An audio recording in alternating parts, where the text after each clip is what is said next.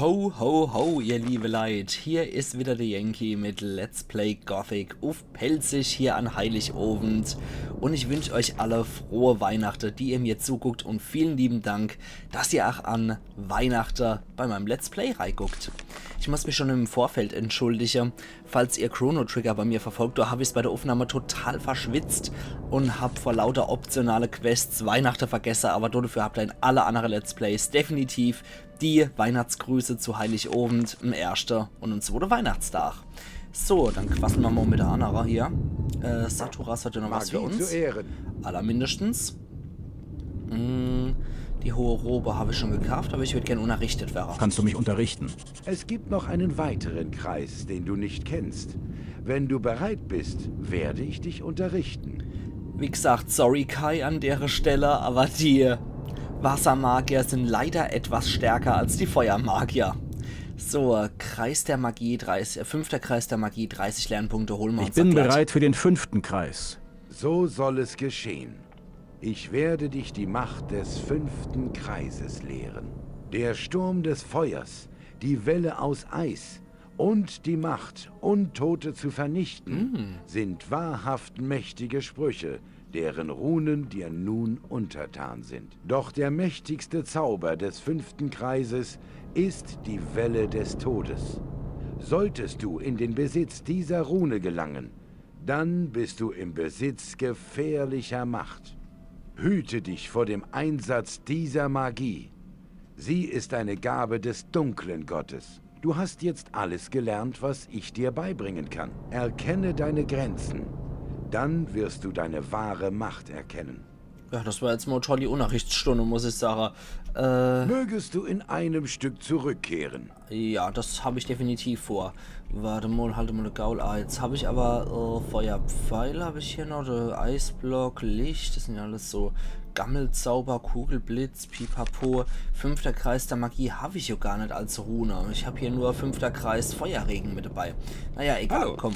Gorn, mit dir möchte ich auch noch mal ganz gern sprechen. Ja. Erstmal sowas eventuell hier, ne? Was hast du jetzt vor? Die gesamte Verteidigung unseres Lagers muss nun umgestellt werden. Das braucht Zeit. Bis Lee und seine Leute soweit sind, werde ich mich erstmal Kords provisorischen Wachposten anschließen. Plant ihr einen Gegenschlag? Noch nicht. Aber der Tag wird kommen. Wenn du mich suchst, gehe von hier in Richtung Mine. Dort werde ich meinen Posten beziehen. Gut. Hallo. Aber ich mag noch vorher ein bisschen mit dir sprechen. Und zwar hier. Was hast du in der freien Mine gesehen? Nachdem ich von der Klosterruine zurückkam, wollte ich einen Abstecher zu Okyl, dem Boss der freien Mine, machen. Doch als ich ankam, lagen überall Leichen herum. Ich konnte gerade noch sehen, wie sich einige Gardisten im Mineneingang verschanzten. Wie konnten so viele Söldner 2 Dutzend Gardisten unterliegen? Sah mir sehr nach einem Angriff aus dem Hinterhalt aus. Niemand hätte erwartet, dass Angreifer über die Berge kommen würden. Das Überraschungsmoment kann die Stärke einer Truppe vervielfachen. Allerdings, ja. Und deine Kumpels noch, genau. Ich habe Diego und Milton vor dem alten Lager getroffen. Eine gute Nachricht. Sie wollen sich mit dir und Lester treffen, an eurem üblichen Treffpunkt. Danke. In diesen turbulenten Zeiten sind gute Freunde unersetzlich. Auch du gehörst mittlerweile schon fast zu uns. Auf dich ist Verlass. Oh, das ist doch mal gut zu wissen. Oh, dann muss ein bisschen Smalltalk. Wie ist die Lage? Alles ruhig. In der freien Mine rührt sich nichts. Lee ist noch damit beschäftigt, unsere Verteidigung zu organisieren. Ja, ich meine, das sind auch die Sachen, die man eigentlich mit ihm bespricht. Bis später. Wenn er eigentlich da schon rumsteht. So, was mich noch ein bisschen stört, ist einfach so was Ästhetisches, so kleine Schönheitschirurgie. So, wo haben wir es dann? Ach du liebe Zeit, habe ich viel Scheißdreck bei mir. Ohne Scheiß. Wie der das alles verstaut, wüsste ich mal ganz gern. Ich bin hier so ein kleiner Inventar-Messi. Also, das ist einfach etwas, was mich stört hier. Den dappische Bogen, den brauche ich ja auch gar nicht. So, Saturas, mit dir möchte ich auch nochmal über die Hauptquest labern. Magie zu Ehren. Genau. Hier, bitteschön. Als du mich zu den Feuermagiern schicktest, erwähntest du einen weiteren. Jemand. Nun, ich hoffte, wir würden ohne seine Hilfe auskommen. Aber so wie die Dinge stehen... Wer ist dieser jemand? Also gut, also gut. Vor vielen, vielen Jahren. Bitte die Kurzform. Geduld. Genau. Also, Als wir, die 12 Magier, damals die Barriere erschufen, wurden unsere magischen Kräfte von einem 13. Zauberer gelenkt und geleitet. Ein 13. Zauberer? Ich dachte, es hätte nur 12 gegeben. Die meisten, die die ersten Tage der Kolonie nicht miterlebt haben, glauben das. Dieser 13. Zauberer war einst unser Anführer. Das alles war, bevor wir uns in den Feuer- und Wasserkreis zerstritten haben. Doch er verließ das alte Lager, das damals noch das einzige Lager in der Kolonie war. So. Wenn man so viel zu retten. Erstmal noch im Namen Froher. Wer das Kapitel kennt, kann es möglicherweise denken. Wie heißt dieser 13. Zauberer? Sein Name ist Xardas. Da. Kaum einer kennt noch die alten Geschichten über ihn. Die, die es tun, nennen ihn nur den Dämonenbeschwörer. Da. Jetzt wird's kryptisch. So, dann hier nochmal. Warum verließ er das alte Lager? Er begann sich intensiv mit der Beschwörung untoter und magischer Wesen zu beschäftigen. Das beunruhigte nicht nur Gomez. Selbst die meisten der anderen Magier lehnten sich gegen ihn und sein unheiliges Treiben auf. Was passierte dann? Er war, anders als Gomez, kein Schlechter. Also ging er dem Konflikt aus dem Weg und verließ die anderen. Okay, und dann nochmal der Ort. Wo kann man diesen Zauberer finden? Er lebt heute zurückgezogen in seinem Turm mitten im Orkgebiet. Das ist so ziemlich der südlichste Ort der Kolonie. Gut, dann bleibt mir nichts anderes übrig. Ich werde zu Xardas aufbrechen und ihn um Hilfe bitten. Er ist der Einzige, der uns jetzt noch helfen kann. Wenn er keinen Rat weiß oder uns nicht helfen will, Er wird. da wäre noch ein Problem. Natürlich gibt's da eins, dann sag mal. Ein Problem? Ja, wir haben in den vergangenen Jahren öfters versucht, mit Xardas Kontakt aufzunehmen. Doch er scheint wohl lieber ungestört zu bleiben. Was bedeutet das? Keiner der Boten kehrte je von seinem Turm zurück. Du Nee. wirst einen Weg finden müssen, an seinen Kreaturen vorbeizukommen. Es scheint also weiterhin interessant zu bleiben. Okay, Tosch, irgendwas für mich? Wie werde ich mit seinen Kreaturen fertig? Wenn ich es wüsste, würde ich es dir sagen. Am besten, du betreibst etwas Nachforschung in unserer Bibliothek. Vielleicht wissen die alten Bücher etwas über Stärken und Schwächen von magisch beschwörten Kreaturen. Ich werde die Bibliothek durchstöbern. Und mach dir keine Sorgen. Ich komme wieder. Ja, ich weiß ja, wie es funktioniert. Ich habe ja schon die Bücher Mögest du gelesen. in einem Stück zurückkehren? Aber hallo. Und weiß ja, was mich erwartet. So, als nächstes, bevor ich zu Xardas gehe, sollte ich auch noch mal mich um Lester kümmern, damit auch der nochmal Bescheid weiß. Und da der nicht im Sumpflager ist. Jo. Da der nicht im Sumpflager rumgeistert, muss ich denn woanders treffen? Weil ich mag noch mal kurz 20 Uhr, Ende 20, der dürfte noch dort sein. Ich mag erst noch mal zum Baal Cheddar gehen und mag noch mal gucken, ob der eventuell noch irgendwelche tolle Magie für uns hat.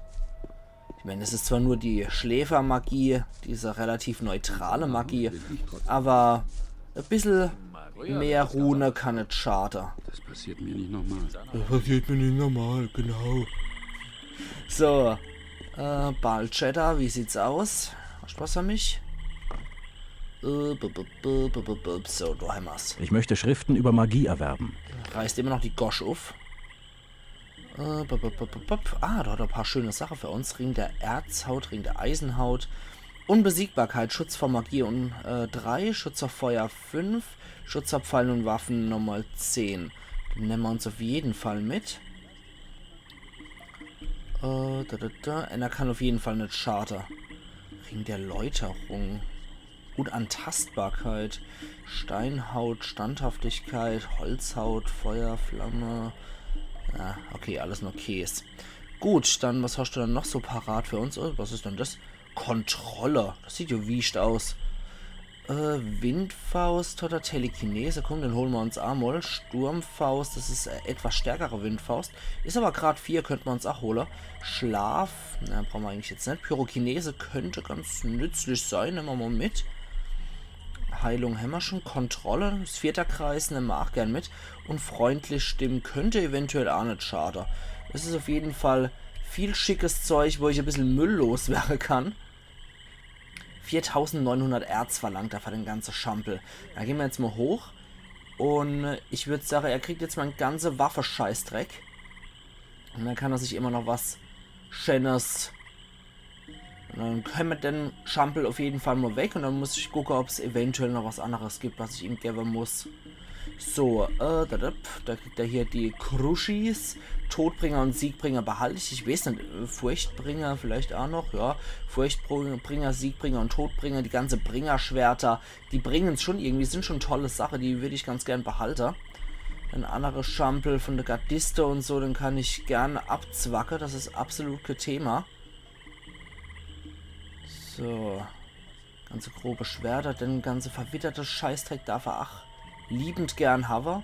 Ganze Nagelkeule von den Gobbos, meinetwegen als Pforte mit. Rostige Schwerter, komm, habe ich auch Verwendung dafür. Handaxt, Spitzhacke, Spitzhacke würde ich ganz gerne einfach mal Annie behalten, einfach damit ich noch Annie habe. Schürhake, ja, die Gardiste Armbrüste, die darfst du auch haben. Absolut kein Thema. Moment. Knochenbogen, 18 Geschicklichkeit, ich glaube, das habe ich sogar. Behalt mal lieber mal zu machen, den Kurzbogen weg. Und dann können wir noch ein bisschen anderes Zeug fortschaffen. Hier nur noch diverses hier, was wir loswerden könnten. Zum Beispiel hier die Flügel. Die können wir verticken. Dann die Kralle können weg. Da kann ich sogar in 10er Schritte, wenn ich jetzt erstmal rund bei der 20 bin. Ne, kann ich so nicht. Okay, dann halt nicht. Allerhaupt, dann werden wir halt die Kralle auch noch los. So, dann dürften wir eigentlich ordentlich wieder ein bisschen im Inventar aufgerahmt haben. Und dafür habe ich ein paar nette Sachen noch gekriegt. So, etwas was 10 kostet am besten. Ja, perfekt. Und bitteschön.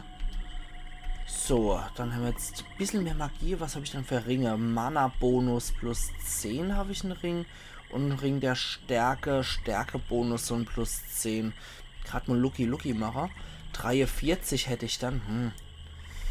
Aber Mana-Bonus ist halt auch sau praktisch. Ja, ich behalte ihn trotzdem einfach mal. Und das Amulett der Steinhaut ist eigentlich... Moment. Warum habe ich Steinhaut? Warum habe ich denn das Amulett der Macht oder was ich da habe? Amulett der Magie, Läuterung. Na egal. So what? Ich will jetzt erstmal wieder Lester holen. Und dann kann ich vom neuen Lager aus mich auch ins Orgebiet reinwagen. Also es wird vor allem heute viel Laufarbeit sein, merke ich wieder. Aber das bringt doch auch mal wieder die Chance, dass ich einfach mal ein bisschen retten kann wieder. Ich meine, heute ist ja immer hier Heiligabend. Wie gesagt, ich habe es ja schon am Anfang gemerkt. Bei Chrono Trigger habe ich leider total verpeilt, dass die Weihnachtsepisode waren. Dafür seht ihr am Ende von jeder Episode noch etwas. Also so ganz vergessen habe ich es nicht. Im Nachhinein habe ich es dann für den Schnitt sozusagen vergessen. Übrigens, ach, nicht wundere bei Chrono Trigger, falls ihr das verfolgen solltet. Ich habe es jetzt leider auch bei der Aufnahme verpeilt. Da habe ich mich um ein Dach geirrt bei Chrono Trigger zusätzlich noch. Das heißt, zwischen Weihnachten und Silvester wird es mal ein Dach aussetzen. Wollte ich auch nur noch mal angemerkt haben. Ja, Heiligabend. Ich habe natürlich versucht, das so früh wie möglich hier hochzuladen alles. Damit euer Weihnachtsabläufe auch nicht so gestört werden. Und jeder hat ja so seine spezielle Rituale, könnte man ja schon fast sagen, was die Leute an Weihnachten so machen. Und ich muss sagen, bei mir ist es eigentlich immer ein Spaziergang morgens. Den mache ich ja immer zu Silvester. An Weihnachten ist es einfach nur ein Spaziergang, wenn es doch relativ dunkel ist, um die Beleuchtung von den Leuten, die Weihnachtsbeleuchtung ja zu gucken. Ich liebe sowas.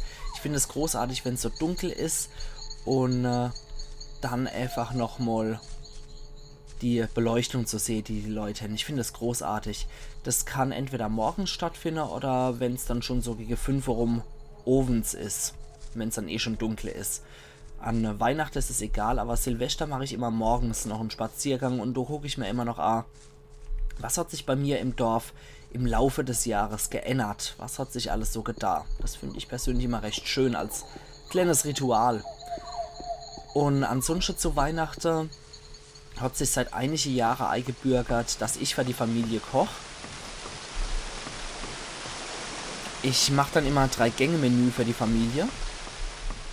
Und das Jahr, vor allem aus dem Game of Thrones Kochbuch, koche ich unglaublich gern. Und ich habe jetzt für das Jahr vorbereitet, als Vorspeis, die aus dem Kochbuch geholte Pilzcremesuppe mit Schnecke. Unglaublich lecker, unglaublich genial. Auch wenn viele bei dem Wort Schnecke schon mal zurückschrecken.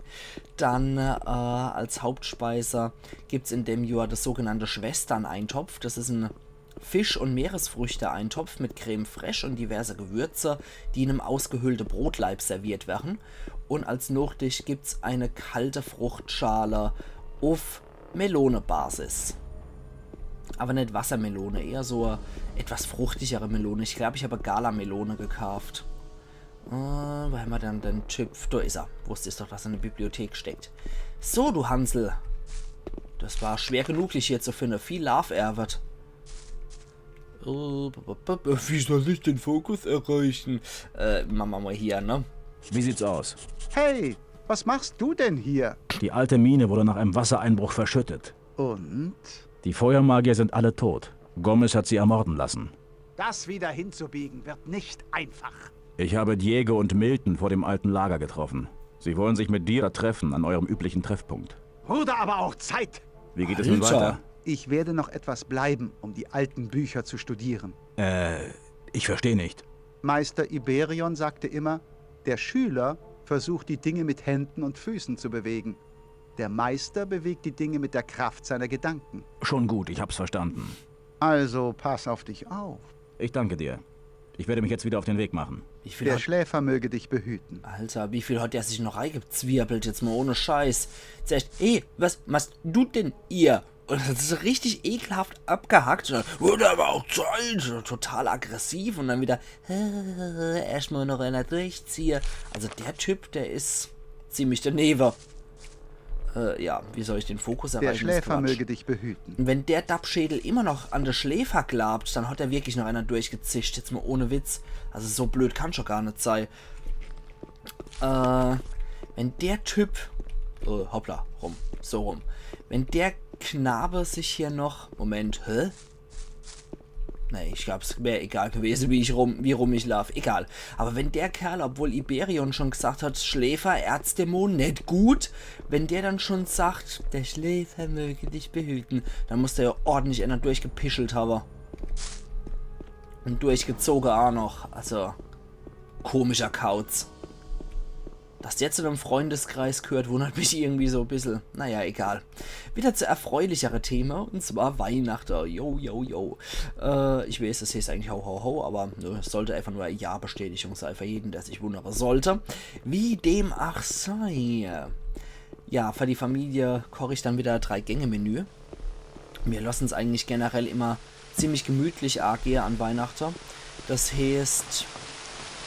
Für gewöhnlich ist es einfach nur ein Tag mit der Familie, der in aller Ruhe verbracht wird. Ich mache nichts Großartiges, außer einen Spaziergang bei morgens oder sagen wir mal nachmittags bis Präabend, um Sheldon Coopers Zitierweise zu nehmen. Und ansonsten ist es einfach nur beisammen sitzen, verzählen, gemütlich miteinander kochen und essen. Und ovens dann noch um Essen. Das wird in aller Ruhe begangen und dann danach gibt es dann so allmählich langsam die Geschenke und dann sitzt man noch ein bisschen beisammen und verzählt einfach noch. Ich finde es immer unglaublich genial. Ich liebe persönlich die Weihnachtszeit. Ach ja. So, jetzt sind wir wieder beim alten Kastell angekommen. Siehst du, sind wir eigentlich wieder dicke im Orkgebiet mit drin. Dann passt es ja auch, wenn wir Richtung Xardas marschieren. Der soll ja mit dem Orkgebiet angeblich wohnen. Dann passt es auch wieder, wenn wir hier im alten Kastell unterwegs sind. Aber es würde mich ja interessieren, wie feiert ihr eigentlich Weihnachten? Gebt doch mal einfach Bescheid. In die Kommentare auch sehr gern, wenn ihr euch schon zu Heiligabend hier auf meinen Kanal verirrt habt. Oder als Stammzuschauer natürlich zuguckt. Wie verbringt ihr eigentlich Weihnachten? Wie kocht ihr? Gibt es immer so festes Essen, was es bei euch gibt? Oder gibt es immer was anderes? Und wer kocht? Und ansonsten noch, habt ihr noch irgendwelche andere Weihnachtsrituale, die ihr so pflegt? Würde mich einfach mal interessieren.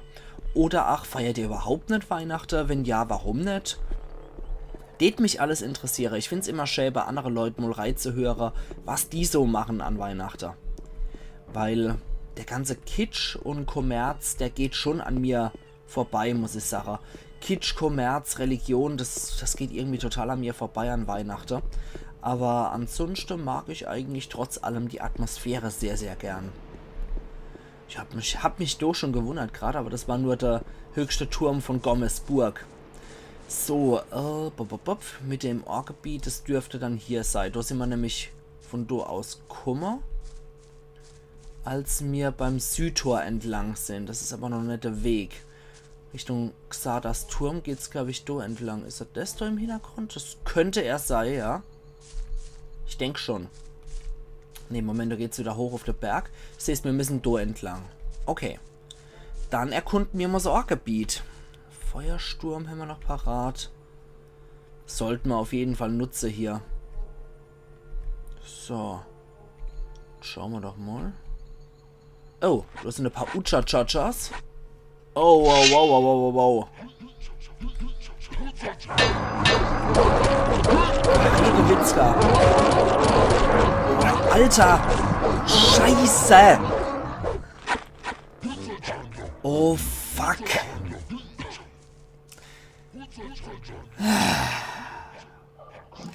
Ihr habt mir mein ganzes Weihnachtsgefühl zerstört. Jetzt kommen auch noch die Orkhunde und flattern mich.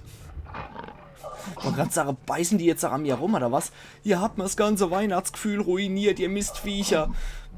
Stille Nacht, du liegt da. Und ich hab erst wieder ab hier, wo ich die Episode angefangen habe.